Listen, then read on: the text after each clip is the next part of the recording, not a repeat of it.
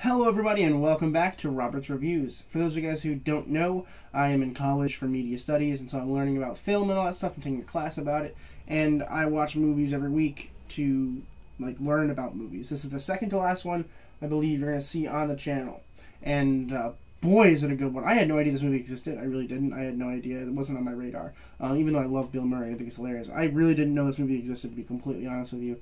But today, I'm really excited to talk about Lost in Translation.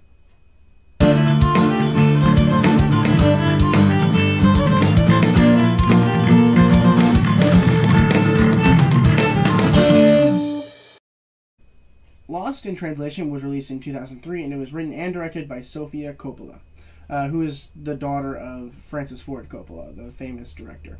No spoilers for this movie, but if you haven't seen this movie, essentially what it's about is we follow these two characters, Bob and Charlotte. Charlotte's in an unhappy marriage, and so is Bob. Their age difference is insane. Like, Charlotte's really young.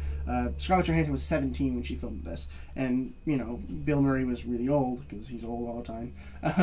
And Bob is also in a happy marriage, but he's also an actor. Okay, and he's taking a break from movies, and he's doing these weird commercials in Japan. And Charlotte's in Japan because her husband is a traveling photographer.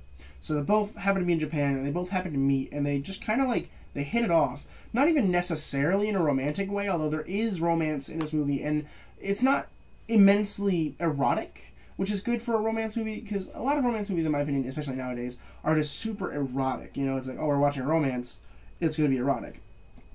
This film shows that you don't have to do that to make a good romance movie. And because really what it is, that they're really close friends. It's almost like a father-daughter thing, but you know there is attraction there. And as weird as it sounds, it really is a fantastic relationship.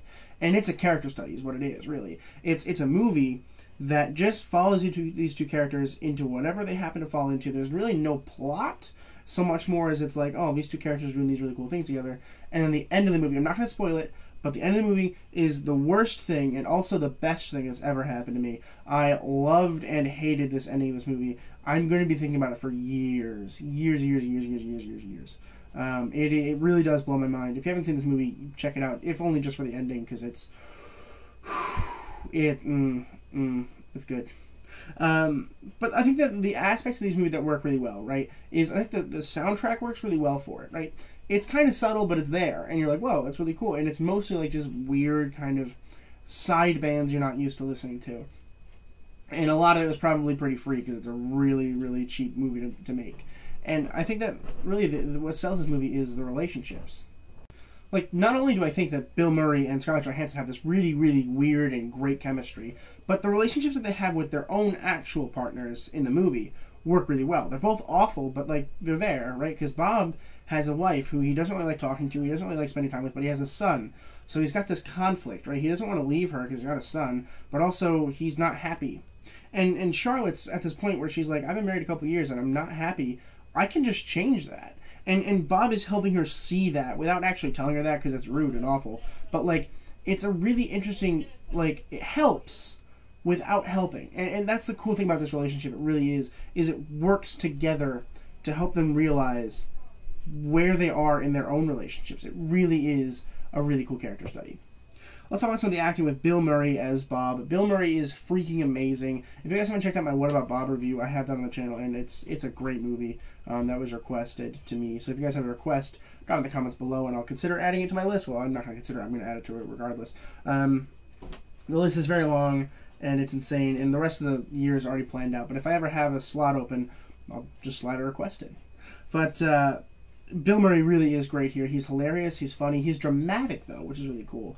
Especially towards the end of the film, there's no comedy there. It's just straight drama, and it works so well with Bill Murray. Bill Murray is really great. I honestly think that a lot of people kind of undersell him a little bit. It's like, it's a Bill Murray movie, but like, it's Bill Murray. He really is great. It's just like Ghostbusters. Oh, Ghostbusters is hilarious. And he's so good. He really is good. And here is no different. He really is phenomenal.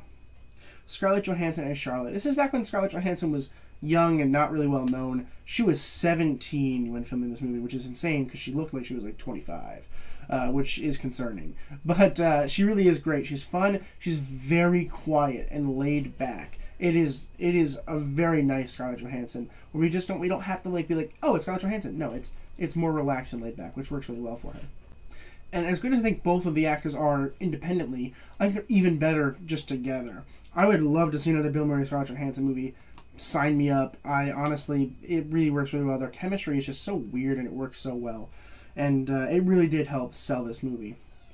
I don't think there's anything wrong with this movie. I really don't. I think it's quite perfect. So I'm going to go ahead and give Lost in Translation an A+.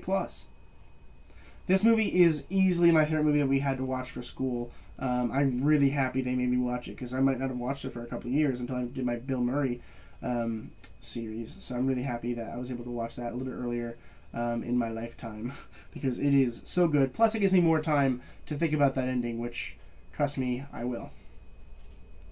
Thank you guys so much for watching this video. If you guys have any comments on Lost in Translation, drop them below. I love listening to you guys. I really do. Let's build the community. Let's comment. Let's talk. I love it. It's my favorite thing. Drop a like. Subscribe. Subscribing is huge help. I really can't even express into words how helpful it is. Plus, once I get to 150, I'm going to dress up in my Spider-Man onesie and my mask, and I'm going to walk to Walmart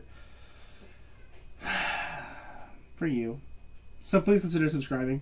If you want to see me in pain and sadness, do that. It's going to be great. I'm really excited about it, actually. But thank you guys so much for watching. Once again, please consider subscribing, please. And looking forward to next week, and we got a whole lot of stuff coming out. We got all our series are still continuing, so if you guys like that kind of thing, subscribe. And as always, keep watching movies and television, stay educated, and I'll see you guys in the next video.